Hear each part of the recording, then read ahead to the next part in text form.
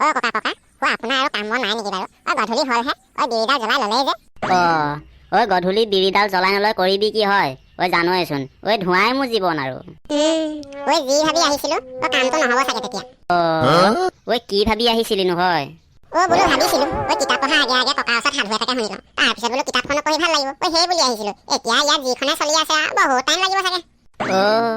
কথাৰ গুৰি কৰবাত মানে। তোৰ লগত ভেবেলা কলৈ গ'ল? ভেবেলাকো মাত আকৌ। দুইটা থাকিলে শুনিও ভাল লাগিব, মোৰ কৈও ভাল লাগিব।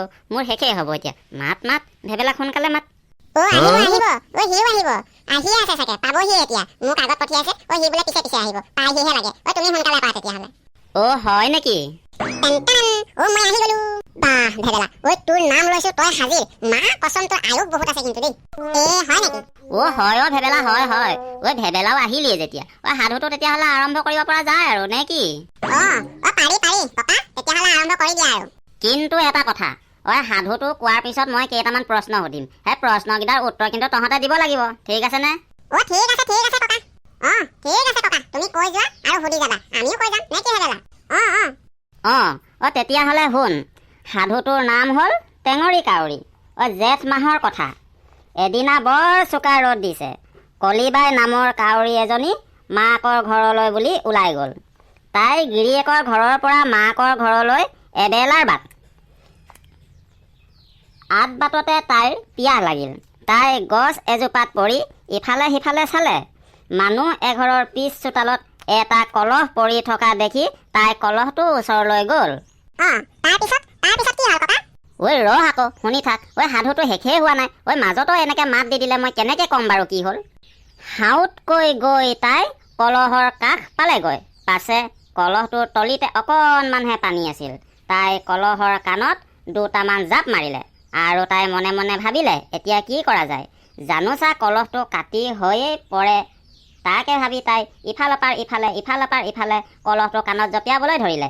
ইফালে পানীকণ দেখি তাইৰ বেছিকৈ পিয়াহো লাগিবলৈ ধৰিলে। তাৰপিছত কি কৰিব আৰু? তাই চাৰিওফালে চকু ফুৰালে। কলহৰ কাষতে তাই এডমমান শিলগুটি দেখিবলৈ পালে। তাকে ভাবি এটাকৈ ঠোঁটেৰে শিল আনি তাই কলহত পেলাবলৈ ধৰিলে। পানী লাহে লাহে ওপৰলৈ উঠি আহিল আৰু কলিবায়ে হেঁপাহ পলুৱাই পানী খাই মাকৰ ঘৰলৈ বুলি উৰা মাৰিলে। এতিয়া গম পালিনে ল'ৰাহঁত? এতিয়া কথা হ'ল, টেঙৰী কাউৰীজনীৰ নামটো কি আছিল? কচোন কণপিতয়ে। টেঙৰী কাউৰীজনীৰ নাম ন ককা? কলিবাই আছিল আকৌ। ধুনীয়া হৈছে, শুদ্ধ উত্তৰ। এতিয়া ভুলাই কচোন, তাই গিৰিয়েকৰ ঘৰৰ পৰা মাকৰ ঘৰলৈ কিমান দূৰ বাট আছিল? এবেলাৰ বাট আছিল ককা। সুন্দৰ হৈছে, ধুনীয়া উত্তৰ। এতিয়া কণপিতয়ে ক, কাউৰীজনীয়ে কলহটো ক'ত পৰি থকা দেখা পালে? মানুহ এঘৰৰ পিছ চোতালত পৰি থকা দেখা পাইছিল। সুন্দৰ হৈছে। এতিয়া ভেবেলাই ক, কলহটোৰ কাষত কিহৰ দম আছিল? ককা, কলহটোৰ কাষত শিলগুটিৰ দম আছিল। বাহ, বৰ ধুনীয়াকৈ মন দি শুনিলি কিন্তু দেই, ধুনীয়া হৈছে। এতিয়া শেষৰ প্ৰশ্নটো, কণপিতয়ে কচোন, কাউৰীজনীয়ে পানী খাব পাৰিলেনে? যদি পাৰিলে, তেন্তে কাউৰীজনীয়ে কেনেকৈ পানী খাব পাৰিলে? কাউৰীজনীয়ে পানী খাব পাৰিলে ককা। কাউৰীজনীয়ে পানী কেনেকৈ খাব পাৰিলে বুলি ক'বলৈ গ'লে বহুত দীঘল হ'ব, গতিকে মই চমুৱাই কৈ থওঁ নে কি ককা? দে চুটি চাপৰ মানুহ, চুটি চাপৰকে চমুৱাই কৈ থওঁ আৰু তেতিয়া। তেতিয়াহ'লে শুনা ককা।